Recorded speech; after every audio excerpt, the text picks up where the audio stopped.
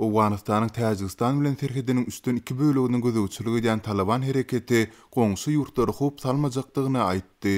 Mälim bolsaly olar Awganistan Täjikistan serhediniň bir bölügini Täjikistanda gadagan edilen Ansarullah toporuny gorumagy tapşyrdylar. Toporuň töwüşçüleriniň köpüsi Täjikistan tarapyndan halkara gözlenýän sanawyna girdildi. Awganistanyň demirazygyndaky wakalary saýat bolanlaryň biri Azatlyk radiosyna beren interwýusunda Täjikistan serhedindäki ele sanalan itraplaryň birinde Täjikistan Talabany Mahdi Arsalan tarapyndan Taliban hereketiniň baýdagynyň galdyrlandygyny aýtdy. Söwüşçüler tarapyndan taýarlanan videoda tebiti basyp almak operasiýasyna gatnaşan onlarça adamyň Täjikistanyň tebitleriniň biriniň şiwesinde gurulaýandygy görkezilýär. Awganistanda bu topara Täjikistan Talabany diýilýär. Ýöne olar Täjikistanda gadagan edilen Ansarullah toporunyň söwüşçüleri. Täjikistan bilen serhetdäki Awgan serhet postlaryny gorumak Ansarullah söwüşçülerine tapşyryldy. Şol bir wagtyň özünde Taliban öz hatarynda daşary ýurt raýatlarynyň bardygyny reddedýär. Amerika bilen gol çekilen şertnama laýyklykda bu hereket daşary ýurtda terrorist we radikal toporlar bilen ähli gatnaşyklary betetmeli. Taliban şeýle Al-Qaida bilen gatnaşyklaryny kesmäge we guramanyň üjükleriniň Awganistanda işlemeginiň öňüne almaga söz berdi. 2017-nji ýylda halkara siýasy zorlugy we terrorçylygy öwrenmek merkezi öz hasabatynda Jemaat Ansrullah'nyň Al-Qaida ulgamynyň ýaranydygyny belläpdi. Geçmişde Ansarullah söwüşçüleriniň Al-Qaida we palydygy barada kasam etýän videolary sosial ulgamlarda ýerleşdirilipdi. Bir derýanyň iki kenary. Täjikistan bilen serhetde Taliban baýdagyny galdyran Mahdi Arsalan ol ýerdäki 5 Awgan itrabynyň emiri taýylýar.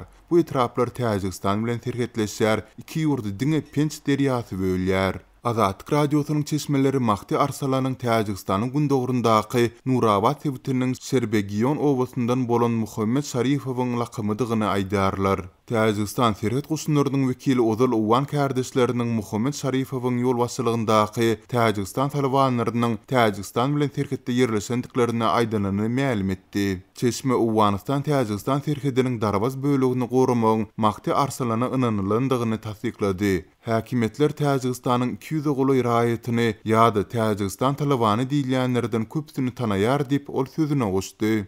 Ýatlatsak bir toplum Talabanyň Awganistanyň Badakhşan welaýatynyň Maymay sebitindäki Awgan polisiýa postuny eden hüjüminde 24 Awgan esgeri öldürilipdi. Ýürüýti Täjik şiwesinde gurulaýan söwüşçüler Fathi raýonyny Maymay, ýagny Maymay sebitiniň basylyp alynmagy atly 10 minutlyk film taýýarlap sosial ulgamlarda ýaýratdylar. Asalymdan Täjikistanyň Içeri işler ministrliginiň bir çeşmesi video ýazgyda Maymay itrabynda Awgan howpsuzlyk güýçleriniň öldürilmegine gatnaşan 10 söwüşçüniň şahsiýetini anyklandygyny habar berdi. Olaryň arasynda Muhammed Şarifow hem bardy.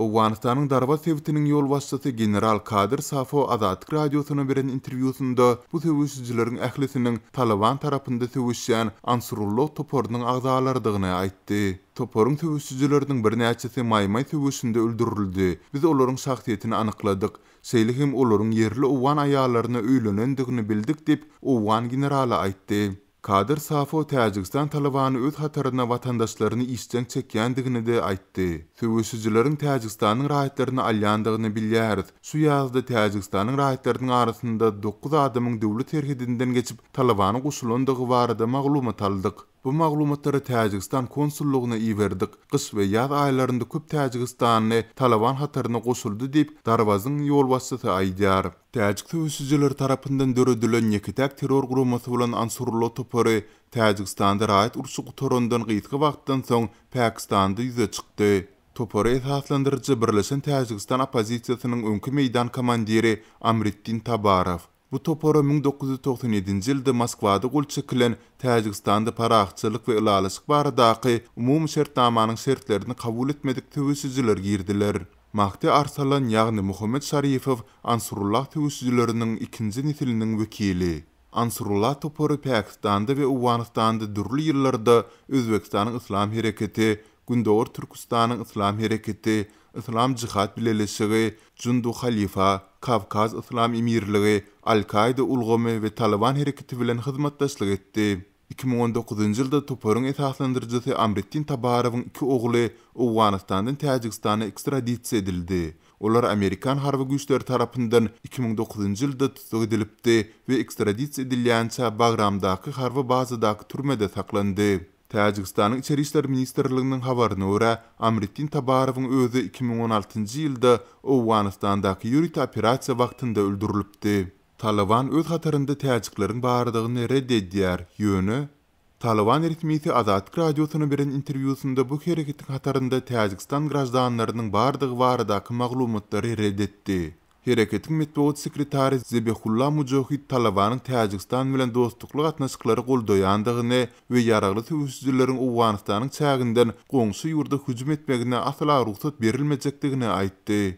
Onun sözlerine göre demokratik etraplar batylyp alnanda da Taliban Täjikistany gaçyp geçen Awgan islerlerine garşy od açmandyr. Zabihullah Mujohid Täjikistanyň çägine ýekiji okun düşmegini islemedik diýdi. Russiýanyň prezidentiniň Awganistan boýunça ýörüti wekili Zamir Kabulow hem hökümet goşunlarynyň ol ýerden gaçanynda Talibanyň Täjikistanyň çägine girmändigini aýtdy. Gaçyp barýanlar ýa-da Täjikistanyň çägine girende Talibana garşy od açdylar. Emma Taliban ähli töwüsçülerini Täjikistanyň çägine od açmadygy tapşyrdy diýip diplomat Rus medeniýetine beren interwýusynda aýtdy. Emma Awganistan bilen terhetleşen Täjikistan owgalarynyň ýaşaýjylary bu sözü bilen ilalaşmaýar. Serhet gullugynyň işgäri Amirjon Emomalizodo şol günleri çawyan oklar depämizden geçýärdi diýdi. Täjikistan häkimetleri öz grajdanlarynyň Talibanyň hatarynda bardygyny bir näçe gezek ýylan etdiler. Olar radikal hereketiň ýolbaşçylarynyň beren wagdalaryna ynanmaýandyklaryny da aýdýarlar. Ýurdun Howpsuzlyk Keňeşiniň mejlisinde prezident Emomali Rahmon Gorunmak ministrine Täjikistan bilen Awganistanyň arasyndaky terhedi hasty berkitmek üçin 20.000 ätiýasly garby gullukçynyň taýýarlyk derejesinde durmagyny tapşyrdy. Täjikistan Awganistan bilen terhedini goramakda kömek soramak üçin Russiýa hem kollektiwleriň gorunmak şertnamasyna girýän döwletlere ýüz tutdy. Täjikistanyň bilermen Faruddin Hodizodo Ansrullah'nyň bir wagtlar Al-Qaida ulgamynyň elindäki kiçijik we ejiz topar bolandygyny aýdýar. Onuň sözlerine görä hatda Ansrullah toparynyň baýdygy hem şol terror guramasynyň baýdygyna meňzeýär.